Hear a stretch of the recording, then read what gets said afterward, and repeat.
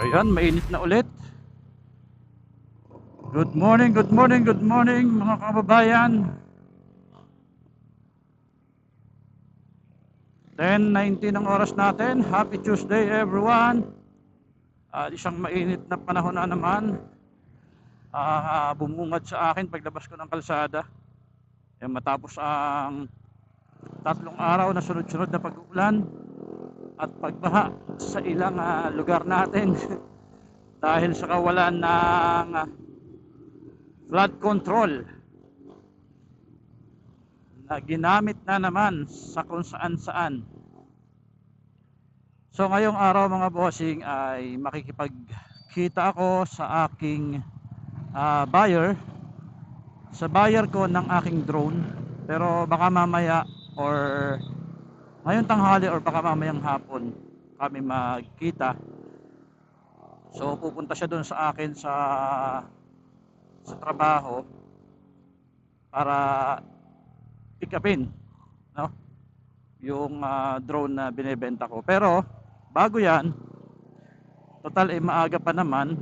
So 10:20 pa lang ang oras natin. So 12 papasok ko. Dadaan lang ako doon sa isang open area diyan sa may Binyan. Ito nabanggit ko na to nung nakaraan. So tatry ko lang ulit siyang paliparin kasi nitong mga nakarang araw plano ko talaga tong i-test ulit or paliparin nga, kaya lang walang pagkakataon kasi palaging umuulan. At the same time busy pa rin ako sa iba kong ginagawa, kaya hindi ko siya nagawang paliparin, no? So this time maganda naman yung panahon, walang masyadong hangin. Although itong drone naman na to mga bossing, kaya naman niya ng malakas na hangin na 50 km/h. So kaya niyang lumipad, no? Hindi katulad ng ibang drone na kapag malakas ang hangin wala na, bumabagsak na. Ito kaya pa rin niya. So ngayon pupuntahan ko yung open area, which is ito ay sa may Forest Lake na kung saan ay nakapagpalipad na rin naman ako dati. At ngayon ay may mga checkpoint mga bossing. Ayan o, checkpoint, anong chine-check nila. Ayan, magpipicture lang pala.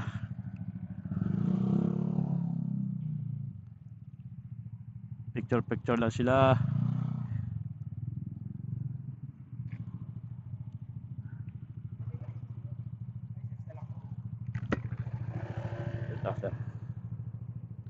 License boss. Saan yung license ko? Oy, where's my license? Eto sir.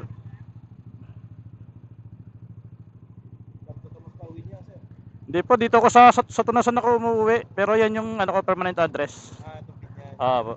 Andiyan kasi yung misis ko. Thank you po.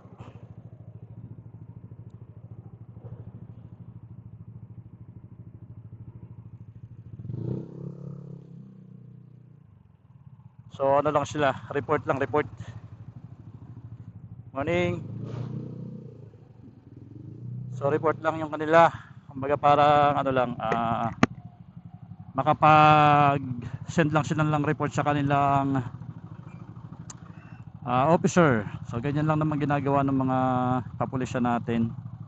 Dati kasi kaya naiinis ako, bukod sa license hahanapin pa yung ORCR, kaya masyadong abala. So ngayon nagkaroon na sila ng sistema na kapag ganyang checkpoint hanggat maaari license lang, no? Para lang pagpilanlan, kasi meron silang mga hinahanap na tawag dito, basta uplan ano yan uplan sita. Okay, meron silang mga ganyan, uplan sita, uplan galugad. So yung mga ganyan. So kung wala ka namang kinatatakutan, kung wala ka namang kasalanan or ginawang masama, hindi ka kailangan matakot, no? So kapag pinara ka, much better na kuminto ka na lang, magpakita ka ng dokumento. At kung yung iyong motorsiklo naman hindi rehistrado or wala kang license, expired ang license, huwag ka pa rin matakot, no? ipakita mo lang, explain mo.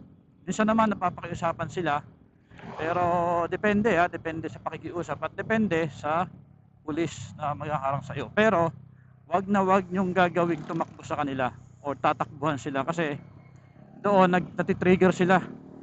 So syempre kahit naman sino, kapag tumakbo ka sa checkpoint, so iisipin meron kang tinatago or meron kang kasalanan o ginagawang masama. So yan, balik tayo mga bossing dun sa aking sinasabi na open area. So yun nga, dito yun sa may Binyan, Laguna, na kung saan ay open at malaya tayong makakapagpalipad ng drone dahil walang mga sasabitan. Although medyo malapit ito sa power plant, na kung minsan ay nadedetect ng ating drone at nagbibigay ng warning, pero gagawin ko na lang is ilalayo ko na lang papunta doon sa palayo doon sa power plant, kasi yung power plant doon malapit yung NGCP or yung Napocor. So ilayo ko na lang para hindi magngangal-ngal yung ating drone, kasi minsan pag may mga nadedetect siyang hindi o yung bawal, talagang nag-iingay siya. Ano to, another checkpoint na naman to. Enforcer San Pedro. Pero may mga tinitikitan sila, may mga hinihingi ng ticket. Ano siguro yung mga bawal pumarada, bawal. Kasi naman dito ang linaw-linaw na may nakalagay na bawal pumarada, bawal magsakay, bawal magbaba. Pero ginagawa pa rin ng ilang mga motorista. Tapos kapag matitikitan, nagagalit. Mga Pilipino talaga. Ayan, merong hinuhuli si kuya.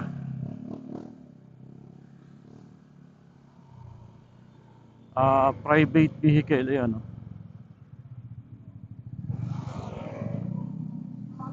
Okay, hulihin mo, tikitan mo, matigas ang mukha nakabalagbag pa sa sa daanan ng mga tao, sa bangketa.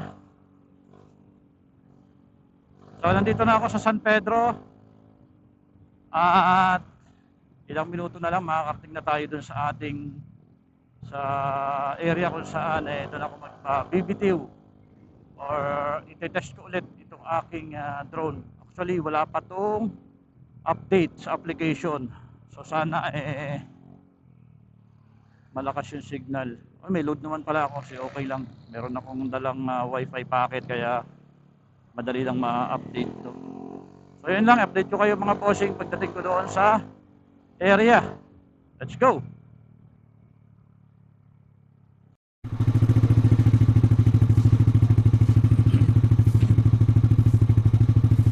So nandito na ako sa area. So dito ko itatry itong ating drone, guys.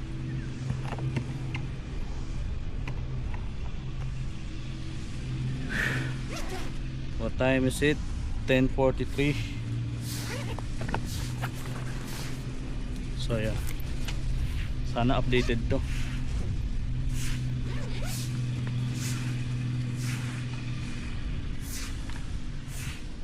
Okay, so una set up ko muna itong aking remote control. Ito yung kanyang stick, ibit natin dito. Ayan. Then to, init.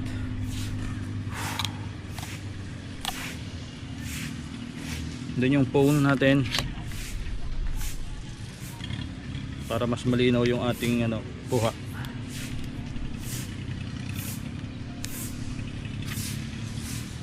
Kabit lang natin dito. Yan, ito na-stretch to. Yan. Yan. And then kabit doon sa ilalim. Alright. On natin, long press. Yun. Nag-charge na din siya. And then next natin yung mismong drone.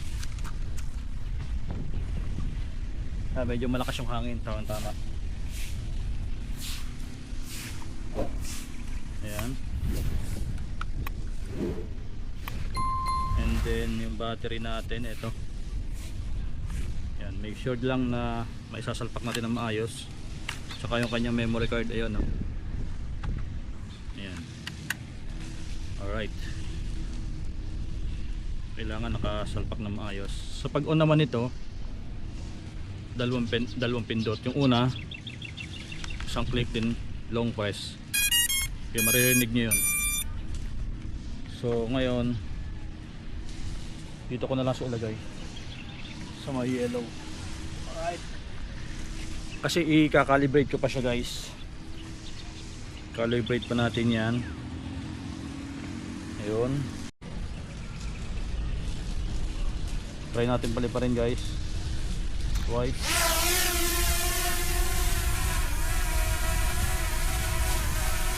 Ayan, cut. So yan, kita nyo, guys. Ayan, napaka-steady niya, di ba? So siyempre, huwag natin kalimutan na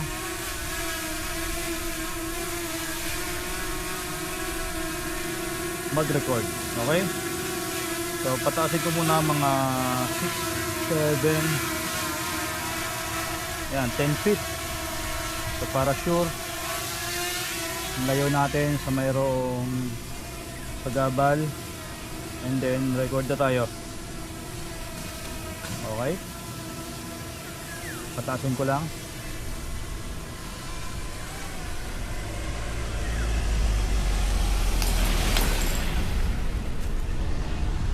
Okay, nasa 30, 40 feet, 45. Okay, and then move.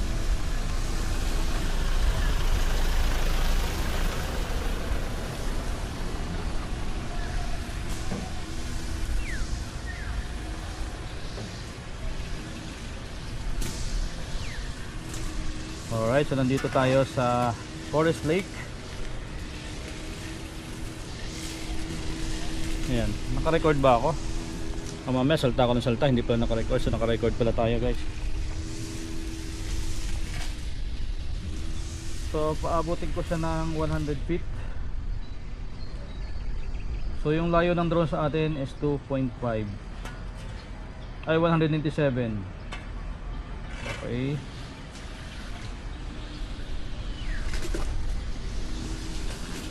so medyo mataas na to.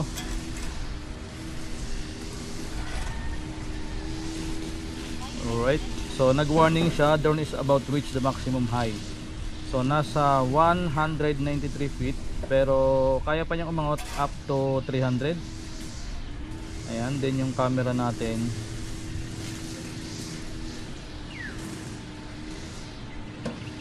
Ayan, tuto ko lang doon. Alright,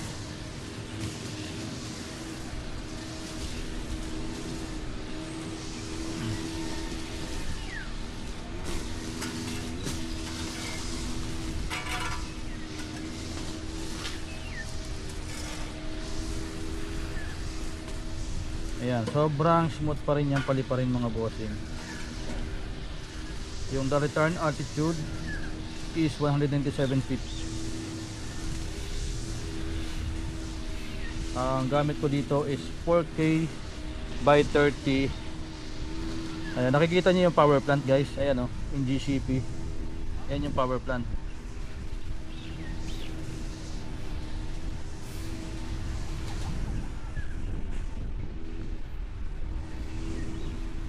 Ayan, medyo malakas yung hangin sa loob, ay sa taas, kaya kung mapapansin niyo yung galaw ng drone, although smooth siya, pero may konting puga.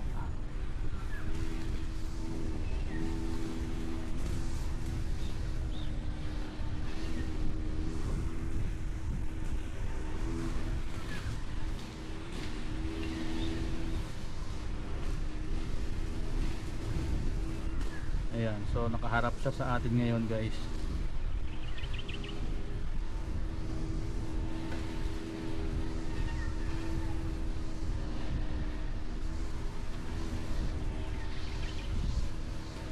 Ito yung ating mapa.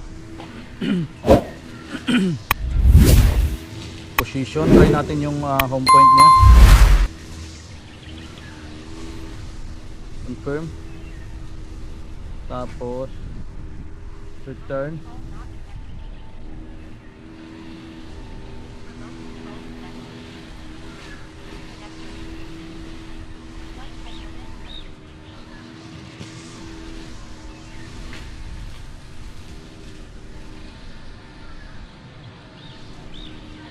Ang taas niya guys, sobra. Ayan, try natin siyang, ito yung kanyang mapa guys, oh. Ayan. Ito yung mapa, ito yung isa. Pwedeng yung mapa, gamitin natin. And then gumagalaw siya, di ba?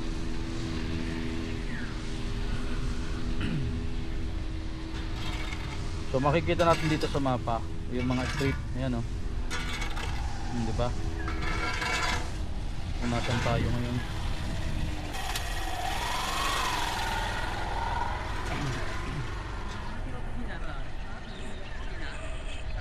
So babaan natin.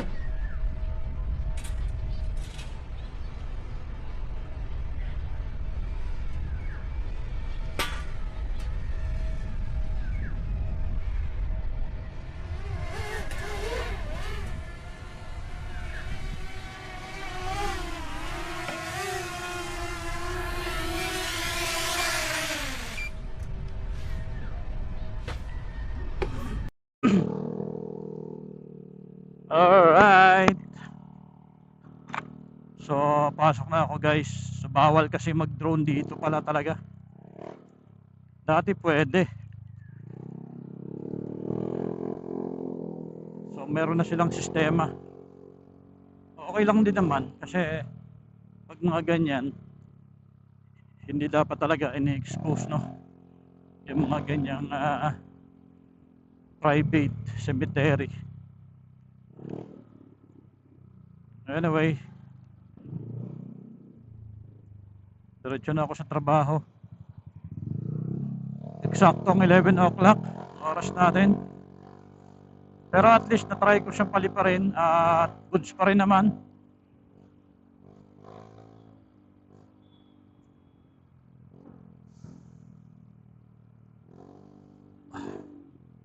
Smooth na smooth pa rin naman yung ating drone, mga bossing. Kaya okay lang.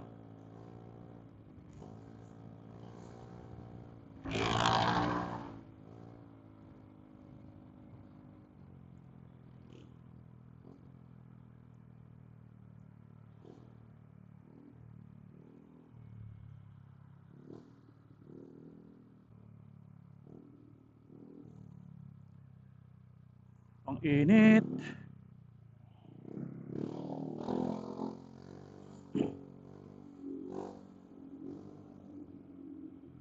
Alright, so kakatapos ko lang magpalipad ng drone, mga bossing, at yun nga, may gwardiya na sumita sa atin. Hindi naman sumita, nagtanong lang naman kung nagdo-drone. Pero parang ganoon na rin. Pero para hindi na tayo mapunta sa kung ano-anong tanong-tanong or pagtatalo, so binaba ko na lang yung drone and then umalis na ako. Siyempre, naintindihan naman natin, baka mayroon silang protocol na utos sa kanila na bawal mag-drone sa lugar ngayon, pero dati kasi pwede. So yun lang guys, maraming salamat at yun nga, buti na lang at kahit pa paano napalipad ko naman at okay na okay pa, di ba? Kung makikita nyo naman, steady pa rin yung kanyang lipad. Wala pa rin mga, alam mo yun, pagka kasi ang drone may problem, malikot yan kahit malakas ang hangin. Pero doon kanina malakas yung hangin, pero kung mapapansin nyo naman, okay naman yung ating video, di ba? Kahit na hindi ganun kahaba yung flight time na nagawa natin, at least meron, nakatry ko pa rin na napalipad siya, di ba? So yun, nandito na ako sa Carmona at anong oras na ba? 11:03 ang oras natin. At siguro hanggang dito na lang muna guys itong ating video. So dun sa bibili ng drone, so napakaswerte mo guys, napakaswerte nyo, dahil promise hindi ito nagkaroon ng kahit na anong klase ng accident history. Wala siya, hindi siya bumagsak, hindi siya nagkaroon ng hindi siya naulanan, never. So talagang parang bumili ka ng brand new. So kung gusto mong mas mahabang flight time, pwede kayong mag-order ng another one battery para mas mahaba yung oras ninyo magpalipad. So bale isa lang ang kasamang battery nito. Kumbaga ito yung talagang package niya nung nabili ko. And then yun, bibigyan na lang kita ng freebies na micro SD. Siyempre micro SD pa lang o sa memory card talagang panalo ka na boss. Bibigyan kita ng free na 128. Ang 128 ngayon nasa 3,000 mahigit.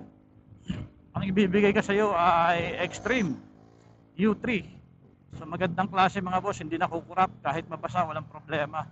So ganun kaganda yung ibibigay ko sa yung memory card. Kaya panalong panalo ka na dito mga bossing sa bibili nito.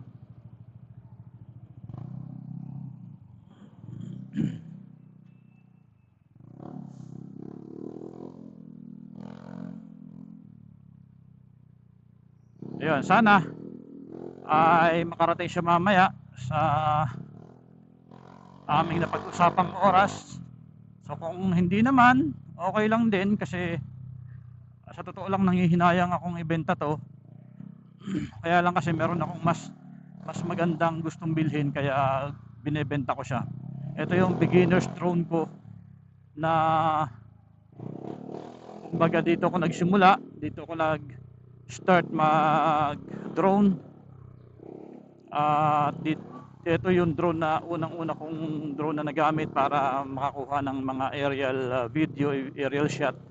Kaya may sentimental value to sa akin. Pero yun yan, kapag may nawala o kapag may aalisin ka, merong much better na darating at papalit, diba? Ganun lang yun. Pero yun nga, kung hindi siya pupunta, kung hindi siya makakapunta, is okay lang, wala problema. Hindi tayo nagmamadali na maibenta to